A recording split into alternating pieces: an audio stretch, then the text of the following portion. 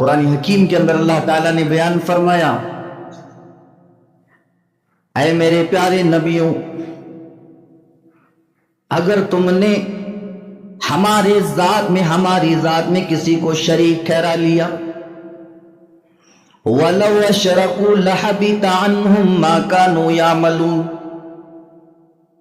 دنیا جہان کے لوگوں کی بات نہیں کر رہا ہے اللہ تعالیٰ، ان بندوں کی بات کر رہا ہے جو اللہ کی نظر میں، اللہ کی بارگاہ میں سب سے معزز و مقرب ہے۔ انبیاء کرام جو اللہ تعالیٰ سے گفتگو کیا کرتے تھے، فرشتے، اور فرشتوں میں بھی سب سے اعلیٰ فرشتہ سید الملائکہ جبرائیل ان کے دربار میں آ جایا کرتا تھا۔ ایسے فرشتے نبیوں کے بارگاہ میں آیا کرتے تھے، اللہ کا پیغام لے کر کے آیا کرتے تھے۔ ایسے نبیوں اور رسولوں کے بارے میں اللہ تعالیٰ نے بیان فرمایا،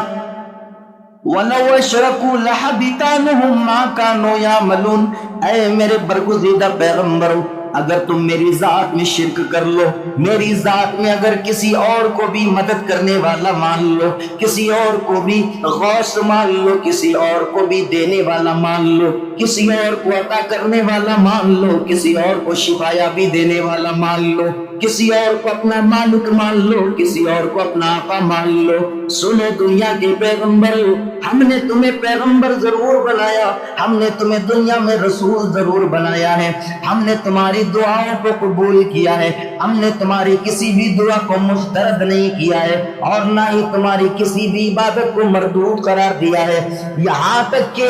اے آدم، تم نے دنیا میں جا کر کے محنت و مشقت کی، تنہائی کی زندگی گزاری، اے نوح تم نے 950 سالہ دعوت و تبلیغ کا کام کیا، اور دنیا جہان کے جتنے پیغمبر، آپ دیکھیں ابراہیم اپنے باپ کو چھوڑ کر کے مکہ ہجرت کر جاتے ہیں، حضرت یعقوب علیہ السلام روتے روتے اپنی آنکھوں کی بینائی ختم کر لیتے ہیں، حضرت ایوب علیہ السلام جسم میں اتنے تھوڑے اور پھنسیاں ہو جاتی ہیں، لیکن رب تعالیٰ نے تمام نبیوں اور رسولوں کو یکجا جمع فرمایا، تمام انبیاء کرام، بالخصوص 24 یا 25 پیغمبروں کا تذکرہ قرآن میں آتا ہے۔ اللہ نے بہت سارے نبیوں کا تذکرہ کرنے کے بعد فرمایا، وَلَوْ أَشْرَكُوا لَحَبِطَ عَنْهُمْ مَا كَانُوا يَعْمَلُونَ، اے دنیا کے پیغمبروں سن لو،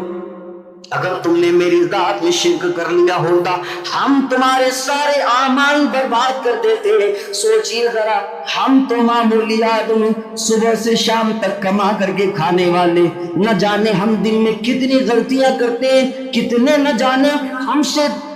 غلطیاں سرزد ہوتی ہیں، ہم نہ جانے کون کون سی خطائیں اور گناہ کرنے والے، وہ انبیاء تو معصوم عن الخطا، برابر بھی گناہ نہ کرنے والے، ایسے نبیوں سے اللہ تعالیٰ نے سوال کیا اور کہا، وَلَوْ أَشْرَكُوا، اگر تم تمام کے تمام انبیاء میں سے کوئی ایک بھی ذرہ برابر، ذرہ کس کو کہا جاتا ہے؟ ذرہ سورج کی شعاعوں میں جو چھوٹے چھوٹے گرد و غبار اڑتے ہیں ان کو ذرہ کہا جاتا ہے۔ اللہ نے فرمایا اگر اتنا بھی تم میری ذات میں شرک کر لیتے، تمہارے سارے کے سارے اعمال برباد ہو جاتے، زندگی میں جتنا تم نے عمل کیا تمام کے تمام عمل برباد ہو جاتے۔ آپ اتنی محنت سے نماز پڑھیں، آپ اتنی محنت سے تراویح پڑھیں، آپ اتنی محنت سے روزے رکھیں، اور روزے رکھ کر کے آپ اپنے کام میں بھی جائیں، اپنے گھر میں بیوی بچے ہیں ان کو بھی دیکھنا ہے، ان کی بھی پرورش کرنی ہے، آپ تمام کی تمام چیزوں کو دیکھ رہے ہیں، اور وہ بھی بھوک اور پیاس برداشت کر کے، کیا آپ یہ نہیں چاہتے کہ اتنی محنت سے رکھا گیا روزہ اللہ کی بارگاہ میں قبول ہو جائے؟ کون وہ آدمی ہے جو نہیں چاہتا؟ یقیناً ہم میں سے ہر انسان چاہتا ہے اللہ تعالی ہماری عبادتیں قبول کر لے، لیکن اگر اس کے دربار میں شرک لے کر کے بندہ چلا گیا، نبیوں کی بات تو چھوڑیے، اللہ تعالیٰ نے آگے کی آیت میں بیان فرمایا، تھوڑا آگے اگر آپ پڑھیں گے تو معلوم ہوگا قرآن حکیم میں فرمایا، لَئِنْ أَشْرَكْتَ لَيَحْبَطَنَّ عَمَلُكَ وَلَتَكُونَنَّ مِنَ الْخَاسِرِينَ۔ یہاں نبیوں کی بات نہیں کہ اللہ تعالیٰ نے فرمایا ہم نے جس کو حوض کوثر کا والی بنا دیا، ہم نے جس کو دنیا میں یتیم پیدا کیا اور پھر پرورش و پرداشت کی ذمہ داری ہم نے مہیا کر دی،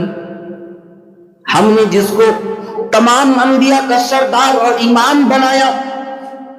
ایسے نبی سے بھی ہم خطاب کیے دیتے ہیں لَإِنَّ شَرَقْتَ لَيَحْبَطَنَّ عَمَلُكَ، اے میرے پیارے پیغمبر، آپ نے طائف میں اپنے دانت توڑوا لیے، اپنے دانتوں کو شہید کروا لیا، غزوہ احد میں آپ کے سر اقدس میں، آپ کے سر میں جو پہننے کا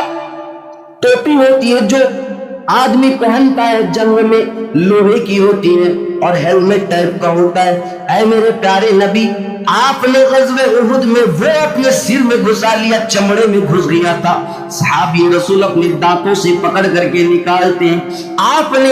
دنیا میں اتنی ساری تکلیفیں برداشت کی اور اتنی ساری صعوبتیں برداشت کی، آپ کو مارا گیا، تکلیفیں دی گئی، پاگل کہا گیا، مجنون کہا گیا،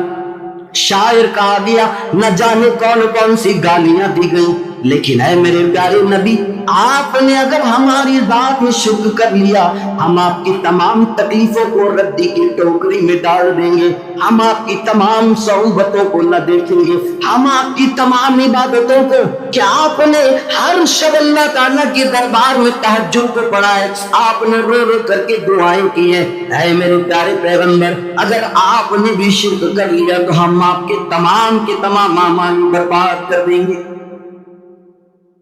غور کرنے کا مقام ہے مسلمان، اگر ہم شرک میں پھنسے ہوئے ہیں ہمیں نکل جانا ہے، اس سے پہلے کہ رمضان المبارک آ جائے ہمیں نکل جانا ہے شرک کی دنیا سے، شرک کی غلاظت سے توبہ کر لینا ہے اللہ کی بارگاہ میں، اللہ کے دربار میں آ کر کے۔